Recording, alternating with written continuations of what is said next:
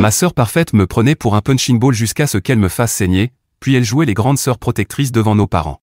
Alors je l'ai laissée me tourmenter, jusqu'à ce qu'elle dérape et que je puisse enfin révéler sa vraie nature à tout le monde. Et ça a marché. Mais maintenant, des années plus tard, elle est de retour. Et je crois savoir ce qu'elle veut. Ma grande sœur me pinçait jusqu'à me faire saigner. Un jour, j'ai utilisé sa brosse à cheveux sans demander, et elle m'a pincé les bras si fort que je suis allé aux sélections de basket en ayant l'air d'avoir été attaqué par un animal sauvage. Sa justification ? J'avais mimé et dégueulasse de microbes de garçon sur ses affaires. Et quand j'ai eu 14 ans, j'en ai eu marre. Tout a commencé le jour où j'ai accidentellement laissé la porte de la salle de bain ouverte. Elle a fait irruption pendant que je prenais ma douche et s'est mise à me pincer le dos jusqu'à ce que je hurle, mais j'étais prêt. J'ai attrapé son poignet et je l'ai serré à mon tour. Sauf que ce petit acte de vengeance ne m'a pas apporté la satisfaction espérée. En fait, je me suis senti encore plus mal. Tellement mal que j'ai commencé à pleurer, me sentant comme un frère horrible, et je l'ai laissé me pincer encore plus fort, 10 fois plus fort. Et ne vous méprenez pas, j'aimais mes parents. Mais je sais qu'ils voyaient mes bleus, mes marques d'ongles. Je sais qu'ils m'entendaient pleurer dans ma chambre après ces attaques, mais ils n'ont jamais rien fait.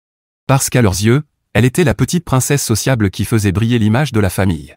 Et puis, au lycée, elle jouait la grande sœur protectrice à la perfection. Elle me tenait la main dans les couloirs. Elle disait à tous ses amis que j'étais son petit frère préféré. C'était esséurant. Mais il y a au moins un bon côté à tout ça, ma tolérance à la douleur. J'ai transformé toute cette souffrance en force sur le terrain. À 16 ans, j'étais capitaine de l'équipe de basket du lycée, et je pouvais encaisser des coups qui auraient mis KO n'importe quel autre gamin. Elle était en terminale à ce moment-là, une classe au-dessus de moi, et j'entendais souvent les drames de son groupe d'amis. Elle me pinçait moins, surtout parce que j'étais devenu plus costaud, et tout ce que je voulais, c'était qu'on ait enfin une vraie relation de frère et sœur. Alors quand toutes ses amies ont snobé sa fête d'anniversaire pour aller à celle d'Ashley, j'ai voulu l'aider. Ma sœur et Ashley se disputaient à propos d'un mec nommé Tyler. Ma sœur a passé toute la matinée à pleurer en disant que personne ne viendrait. J'ai passé la journée à tout arranger. J'ai contacté tout le monde que je connaissais, des joueurs de basket, des gens d'autres lycées, même des étudiants de première année à la fac. Je leur ai parlé d'alcool gratuit, de bonne musique. À 20h, il y avait environ 40 personnes dans notre salon. C'était une super fête. À un moment, elle m'a tiré à part, les larmes aux yeux, des larmes de joie cette fois, et elle m'a dit que j'étais le meilleur frère du monde. On a même fait des shots ensemble. Elle ne cessait de dire à tout le monde que j'avais sauvé sa soirée. Pour la première fois de ma vie, j'ai cru qu'on était enfin de vrais frères et sœurs. Ou du moins, c'est ce que je pensais. Parce qu'il s'est avéré que Tyler était le cousin d'Ashley. Il est arrivé complètement bourré vers 23h avec sa nouvelle copine. Il a commencé à crier que ma sœur était tellement désespérée qu'elle avait dû supplier son loser de frère pour remplir sa fête. Qu'elle payait des étudiants au hasard pour faire semblant de l'aimer. La fête s'est vidée en 20 minutes. Elle ne m'a pas adressé la parole pendant 2 jours. Puis, le soir où nos parents sont sortis dîner pour leur anniversaire, j'ai entendu frapper à ma porte. C'était elle. « On peut parler ?» a-t-elle demandé d'un ton doux. J'ai ouvert, et elle m'a immédiatement plaqué contre le mur. « Tu savais que Tyler était le cousin d'Ashley. Tu l'as invité pour m'humilier. Tu as toujours été jaloux parce que je suis la préférée. » Elle tenait son fer à lisser, encore chaud. Avant même que je comprenne ce qui se passait, elle l'a balancé vers mon visage. « Tu as ruiné ma vie. » J'ai esquivé par réflexe. Un bruit de chair brûlée a suivi, puis un hurlement a glacé le sang. Elle venait de coller le fer à lisser sur son propre cou en me manquant. Des cloques rouges apparaissaient déjà. Elle a couru dans la salle de bain en sanglotant. J'ai appelé le 911 immédiatement, les mains tremblantes. Elle a dû subir une greffe de peau. La brûlure était au 3e degré. Quand mes parents sont arrivés à l'hôpital et ont demandé ce qui s'était passé, j'ai simplement dit « Regardez son téléphone ». Des années de textos à ses amis où elle se vantait de me faire pleurer, m'appelant son punching ball d'entraînement pour les vrais problèmes. Des photos de mes bleus envoyées dans des groupes avec des émojis qui rient. Le visage de mon père est devenu livide. Ma mère a éclaté en larmes. Ils nous ont séparés à l'hôpital. Une infirmière m'a emmené dans une autre pièce pendant qu'il soignait le cou de ma sœur. J'y suis resté 3 heures, à répéter encore et encore ce qui s'était passé. Les flics sont arrivés vers 2h du matin. 2 agents, tous 2 épuisés. Ils m'ont demandé de tout leur raconter. J'ai montré les textos, les messages enregistrés depuis mes 12 ans, au cas où un jour quelqu'un me demanderait d'où venaient tous ces bleus. L'agente, en lisant, serrait la mâchoire. Son visage devenait de plus en plus sombre à mesure qu'elle lisait. Mes parents sont arrivés au poste vers 4h du matin. Ma mère avait du mascara coulé sur les joues. Mon père se passait sans cesse les mains dans les cheveux, les faisant partir dans tous les sens. Il n'arrivait pas à me regarder. L'enquêtrice en charge, Catherine, avait des yeux doux mais posait des questions dures. Elle voulait tout savoir. Chaque pincement, chaque bleu, chaque fois où mes parents ont vu sans agir. Je lui ai parlé des sélections de basket, de l'épisode de la douche, de la façon dont ma sœur souriait aux réunions de l'école tout en m'enfonçant ses ongles dans le bras sous la table. Catherine prenait tout en note dans un petit carnet. Les services de protection de l'enfance sont intervenus le lendemain matin. Un assistant social, Nicolas, est venu nous interroger à la maison. Il était plus jeune que je ne l'imaginais, dans la fin de la vingtaine, avec une manière de parler si douce que j'avais envie de tout lui raconter. Ma sœur est rentrée 2 jours après l'hôpital. Son cou était enveloppé de bandages blancs. Elle ne pouvait pas tourner la tête sans grimacer. Les médecins ont dit qu'elle aurait besoin de plusieurs opérations. Les cicatrices seraient permanentes. Elle a emménagé dans la chambre d'amis. Ma mère a pris un congé pour l'aider à changer ses pansements. Je les entendais parler doucement à travers les murs. Parfois, ma sœur pleurait. Pas les larmes de crocodile qu'elle utilisait pour manipuler, mais de vrais sanglots douloureux. Nicolas passait 2 fois par semaine. Il parlait à chacun de nous séparément, puis à toute la famille. Mes parents ont dû suivre des séances de thérapie obligatoires. Le tribunal l'a exigé. Ils y allaient tous les mardis et jeudis, et revenaient les yeux rouges, les lèvres serrées. L'école était étrange. Les rumeurs circulaient, floues. Certains disaient que j'avais attaqué ma sœur. D'autres disaient qu'elle s'était blessée toute seule. Ashley est même venue me voir un jour dans les couloirs, l'air gêné. Tyler se sent mal pour ce qu'il a dit à la fête, a-t-elle murmuré. Il était bourré. Il ne voulait pas déclencher tout ça. J'ai simplement hoché la tête. Qu'est-ce que j'aurais pu dire? Que sa crise d'ivresse avait provoqué la pire nuit de ma vie? Que ma sœur était marquée à vie à cause d'une stupide fête d'anniversaire? Les entraînements de basket sont devenus mon échappatoire. Le coach m'a pris à part après le premier entraînement, m'a demandé si j'avais besoin de temps. Je lui ai répondu que j'avais besoin de jouer plus que jamais. Il a compris. Il me laissait rester plus tard, à tirer des lancers francs jusqu'à ce que le concierge nous mette dehors. Ma sœur a commencé la rééducation physique 3 semaines après l'incident. La brûlure avait endommagé certains nerfs. Elle avait du mal à bouger le cou dans certaines directions. C'est moi qui l'emmenais à ses rendez-vous, parce que nos parents travaillaient. On restait silencieux pendant les 20 minutes de trajet. Un jour, elle a parlé, « Je sais que tu me détestes. » J'ai serré un peu plus fort le volant. « Je ne te déteste pas, tu devrais. » Sa voix était plate. « J'ai été horrible avec toi. » Je ne savais pas quoi dire. Une partie de moi avait envie d'approuver, de lui énumérer tout ce qu'elle m'avait fait subir, mais la voir galérer à tourner la tête, la voir grimacer pendant que le kiné lui étirait le cou, ça m'a fait taire cette envie. Catherine a convoqué une réunion familiale 6 semaines après l'incident. Elle est venue avec une autre assistante sociale, une femme plus âgée nommée Cathy, spécialisée dans les traumatismes familiaux.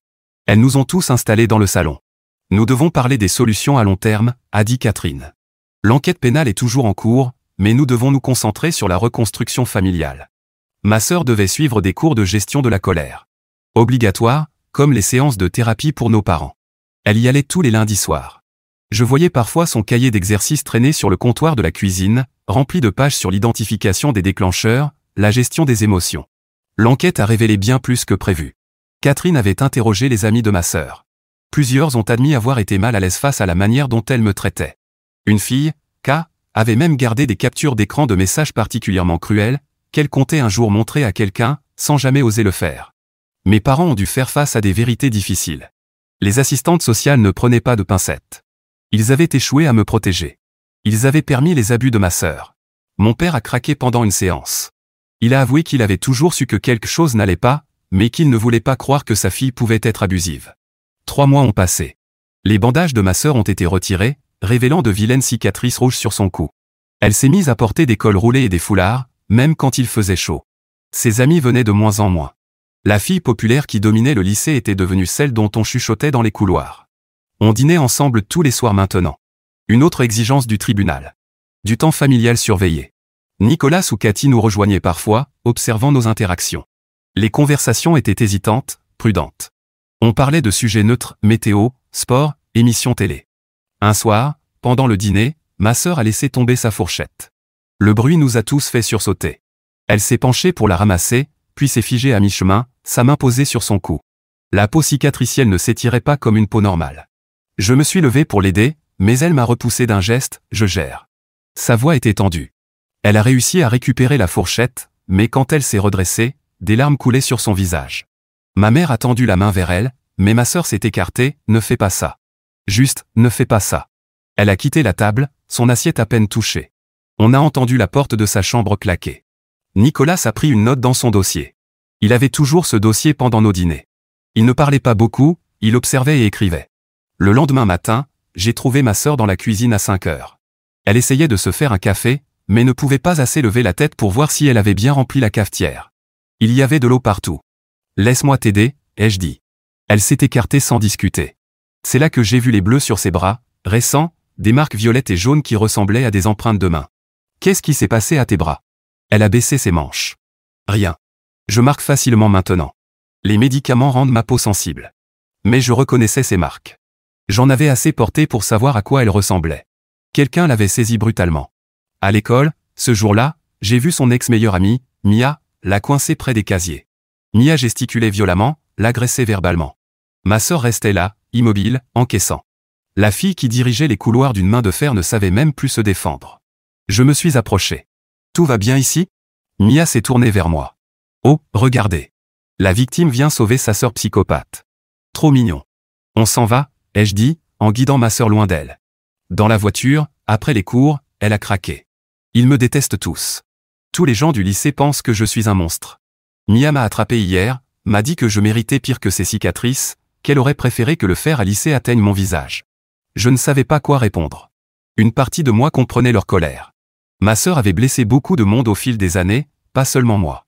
Mais la voir comme ça, brisée, effrayée, ça me serrait la poitrine.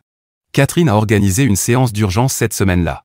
Elle avait reçu des signalements de l'école à propos du harcèlement grandissant. Ma sœur était recroquevillée sur sa chaise, plus petite que je ne l'avais jamais vue. Il faut envisager des alternatives scolaires, a dit Catherine. L'environnement actuel n'est pas propice à la guérison. Mes parents ont échangé un regard. Ma mère a parlé en premier, on ne peut pas se permettre une école privée. Il y a des programmes en ligne, a suggéré Catherine. Où on peut envisager un transfert au lycée Westfield, de l'autre côté de la ville. Ma sœur secoua la tête. Il ne me reste que 3 mois. Je peux tenir. Mais elle ne pouvait pas. La semaine suivante, quelqu'un a tagué le mot abuseuse à la bombe sur son casier. Le concierge a essayé de le nettoyer, mais on voyait encore le fantôme des lettres. Elle a commencé à manger dans le bureau de l'infirmière. J'ai essayé de l'aider du mieux que je pouvais. Je l'accompagnais en cours quand nos emplois du temps le permettaient, je m'asseyais avec elle à midi quand l'infirmière n'était pas disponible. Mes coéquipiers ne comprenaient pas, « Pourquoi tu la protèges ?» m'a demandé Jake à l'entraînement. Après tout ce qu'elle t'a fait. J'ai raté mon lancer franc. C'est quand même ma sœur. Elle récolte ce qu'elle a semé, a dit un autre. Le coach a tout entendu. Il a fait courir toute l'équipe en fractionné. On n'attaque pas les gens quand ils sont à terre, a-t-il dit. Ce n'est pas ce que représente cette équipe. Mais les dégâts se propageaient. Nos parents se disputaient de plus en plus. Je les entendais dans leur chambre le soir, en train de s'engueuler. Maman reprochait à papa d'avoir ignoré les signes. Papa accusait maman d'avoir trop couvé ma sœur. Les deux se blâmaient eux-mêmes. Un soir, j'ai entendu un fracas dans leur chambre. Le lendemain matin, j'ai trouvé papa en train de dormir sur le canapé. Depuis, il n'a plus quitté le salon. Nicolas a augmenté ses visites à 3 fois par semaine. Le tribunal surveillait de près notre famille. On parlait même de prolonger la période de supervision. Mes parents devaient remettre des rapports hebdomadaires sur nos progrès. Et la rééducation de ma sœur n'avançait pas bien non plus. Le kiné disait qu'elle développait des mouvements de compensation qui risquaient de lui causer des problèmes à long terme. Elle devait faire des exercices à la maison, mais elle avait abandonné. Alors j'ai commencé à aller dans sa chambre après le dîner, pour l'obliger à faire ses étirements. Elle résistait au début, puis finissait par céder. On s'asseyait sur le sol de sa chambre, je comptais les répétitions pendant qu'elle luttait contre la douleur. Tu te souviens quand on jouait aux jeux de société? Elle me l'a demandé un soir, pendant les étirements. Avant que je devienne méchante. Oui, je m'en souvenais. On était proches quand on était petit, avant que le collège change tout, avant qu'elle décide que j'étais une honte.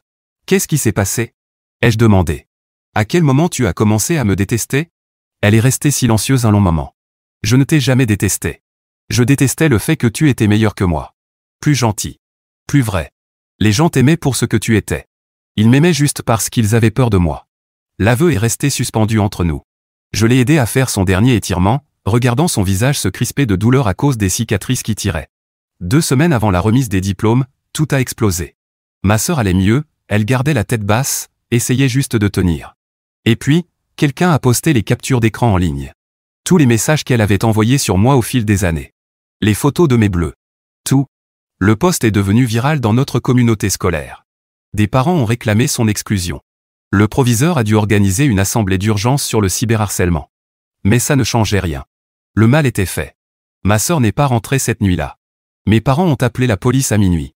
Je suis allé la chercher, J'ai conduit partout où je pensais qu'elle pourrait être, le parc où on jouait quand on était enfant. La plage où on faisait des pique-niques en famille. J'ai trouvé sa voiture près du vieux pont ferroviaire, à l'extérieur de la ville. Elle était assise sur le capot, les jambes pendant au-dessus du vide. La chute n'était pas mortelle, mais elle ferait mal. Et nous, on connaissait bien la douleur. Ne fais pas ça, ai-je dit, en m'approchant doucement. Je n'allais pas sauter, dit-elle. J'avais juste besoin de réfléchir. Je me suis assis à côté d'elle. On est resté là 1 heure, sans parler, juste à exister dans l'espace entre ce qui était et ce qui aurait pu être. Je suis désolé, a-t-elle fini par dire. Pour tout. Je sais que ça ne répare rien, mais je veux que tu saches que je suis désolé. Je sais, ai-je répondu. Et c'était vrai. Ces excuses n'effaçaient ni les cicatrices physiques ni les blessures intérieures. Mais c'était un début. On est rentrés séparément. Nos parents nous attendaient avec 2 policiers. Il y avait des procédures pour les personnes disparues, même celles qui revenaient. Plus de rapports. Plus de paperasse. Catherine a organisé un programme pour que ma sœur finisse le lycée à la maison. Le proviseur était d'accord, c'était mieux pour tout le monde. Elle obtiendrait son diplôme, mais ne participerait pas à la cérémonie de remise des diplômes. Une autre conséquence de cette nuit avec le fer à lycée. La maison avait changé depuis qu'elle était là toute la journée. Plus silencieuse, malgré sa présence. Elle passait la plupart de son temps dans sa chambre, à travailler ses devoirs et suivre des sessions virtuelles de gestion de la colère. Je venais la voir entre mes cours et les entraînements de basket. Parfois, je la trouvais en train de faire ses exercices de rééducation sans que je le lui demande. D'autres fois, elle fixait son reflet, les doigts effleurant les cicatrices sur son cou. Le mariage de nos parents ne tenait qu'à un fil. Ils avaient commencé une thérapie de couple, en plus de tout le reste. Certaines nuits, papa dormait toujours sur le canapé. Maman ne cuisinait plus. On vivait de plats à emporter et de surgelés. Nicolas m'a pris à part pendant une visite. Comment tu gères tout ça? Ça va, ai-je répondu automatiquement. C'est pas grave si ça ne va pas, m'a-t-il dit. Tu as vécu un traumatisme profond. Tes émotions comptent aussi. Mais je ne savais pas comment lui expliquer ce poids de culpabilité dans mon ventre. Si je ne m'étais pas baissé ce soir-là, rien de tout cela ne serait arrivé. Ma sœur aurait eu une remise de diplôme normale. Mes parents seraient encore heureux. Notre famille ne serait pas sous surveillance judiciaire. Je savais, rationnellement, que ce n'était pas ma faute.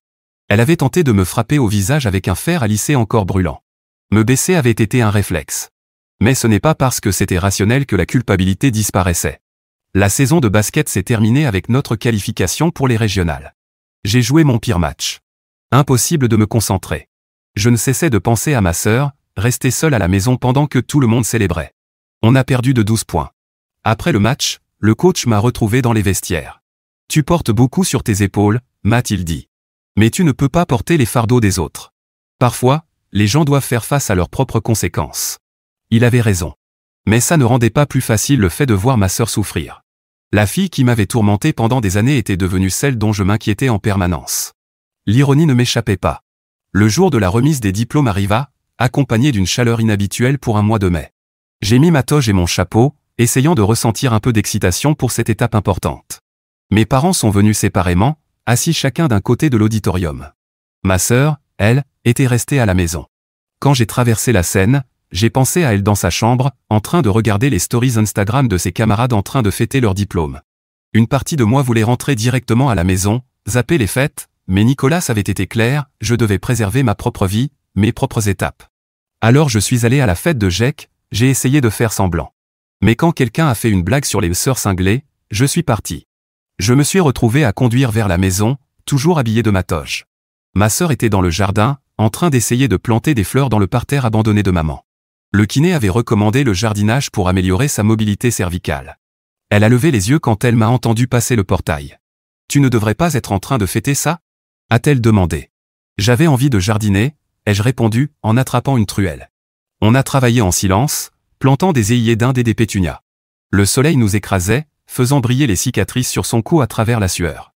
Quand on a eu terminé, on était couvert de terre et épuisé. « Merci », a-t-elle simplement dit. Ce soir-là, pour la première fois depuis des mois, on a tous dîné ensemble sans surveillance. Papa était rentré plus tôt. Maman avait cuisiné. On s'est installé à nos places habituelles. La chaise vide où Nicolas s'asseyait d'habitude semblait plus bruyante que sa présence. J'ai été accepté à l'université d'État, ai-je annoncé. Bourse de basket, tout est pris en charge. Je gardais cette nouvelle depuis des semaines. Mes parents ont souri, les premiers vrais sourires que je voyais depuis des mois. Même ma sœur semblait contente, bien qu'une ombre ait traversé son regard. C'est génial, a-t-elle dit. Tu le mérites. Après le dîner, elle a frappé à ma porte. Je peux te demander quelque chose? Je l'ai laissée entrer. Elle s'est assise sur mon lit, tirant sur un fil de la couette. Tu crois qu'un jour on sera normaux à nouveau? Je veux dire, notre famille? J'ai pensé à mentir. À lui donner de faux espoirs. Mais on avait dépassé le stade des jolis mensonges. Je ne sais pas, ai-je répondu honnêtement. Mais peut-être qu'on peut être autre chose. Peut-être mieux. Elle a hoché la tête, comprenant. On n'aurait jamais la relation qu'on aurait pu avoir. Trop de dégâts, trop d'histoires. Mais peut-être qu'on pouvait reconstruire quelque chose à partir des décombres.